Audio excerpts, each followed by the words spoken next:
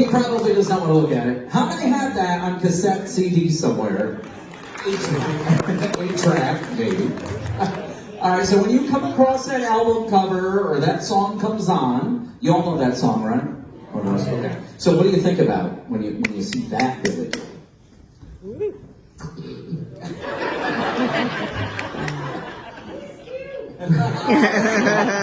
I'll never forget recording that record. We did it.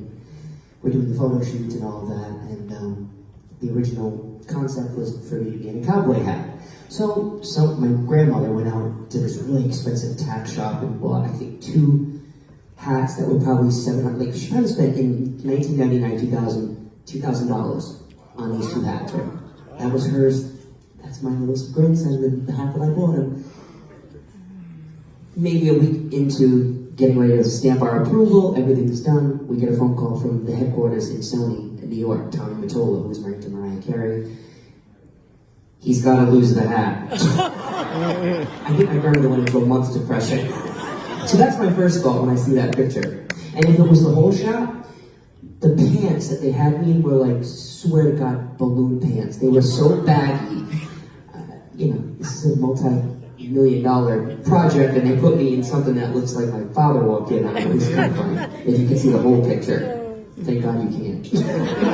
Well, wait till you see this one. Can you imagine Billy Gilman, 11, 12 years old, showing up at a country music award show with the biggest names of country music, walking the red carpet and rocking it, don't you think?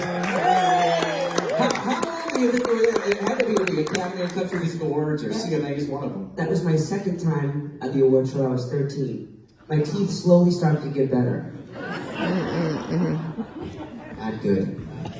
Yeah, that was a good memory. I think I was nominated that year. I think I was nominated for video, song, and album. And I Hope You Dance took it all.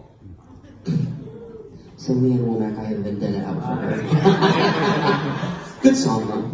So what was it like going to an award show as a kid? I mean, you're walking in a room, 1, you're being on national television, then 2, just full of country music superstars. What was that feeling like, or who do you remember seeing when you came in? Kenny Rogers was standing right beside me, and Montgomery Gentry was to the right, which is really cool because I don't know if you guys are familiar with some of the stuff that I've released in the past maybe 8, 9, 10 years before The Voice.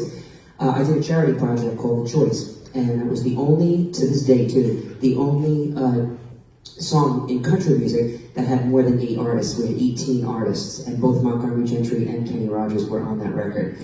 So it's kind of really neat, and that's the greatest thing about country music, their family. They don't forget.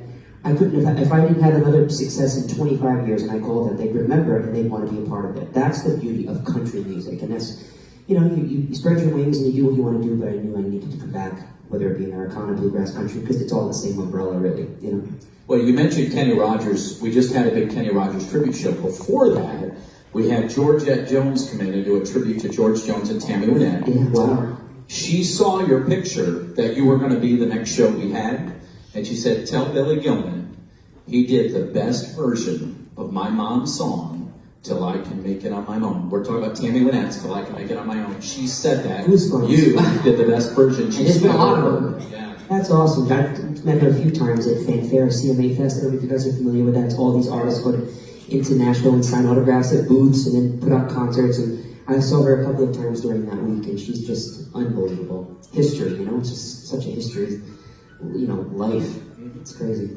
You just mentioned, I think you mentioned the word bluegrass. Mm-hmm. Billy Gilman has gone bluegrass. Yeah.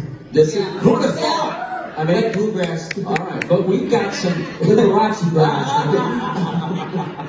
But I love this. I was looking at the bluegrass charts, and I was so proud of you. Can everyone see over here? All right, number 1 is this guy, Chris Jones, but number 2, climbing up, Billy Gilman, Delta Queen, right now, this week. On the Billboard chart, because you guys be calling it baby. So everybody go home, download and stream this, and next week it'll be number 1, and we did it. Fingers crossed. It was so funny because I was rehearsing tonight with my very large band, and the Delta Queen song, of course, is in the show now, and that was in Glens Falls at that theater, that was the very first time I held my phone up to the microphone and played a little bit of Delta. No one had ever heard it, if you remember that. Yeah. So it was really, this is really full circle for me in that song. It's pretty cool. Let's get that one to number one. That's just so cool. That you're on that. I mean, who would ever thought when you look back and when we're looking at the early album, 99, 2000, that here it is, 2023, you're on the bluegrass charts at number 2. I mean, you never imagined, one, you'd be in that genre, but also have a song like headed for number 1 on the bluegrass charts. It's been something I wanted to do for a very long time, hearing the Osborne brothers sing, and I've just been such a fan since my grandparents. It was Eddie Arnold, the Osborne brothers, Del McCurry, who introduced me on the Opry the very first time, funny enough. And then as I got older, like 6, 7, 8, some of the things that come out of my mouth is just coming out and it makes me laugh.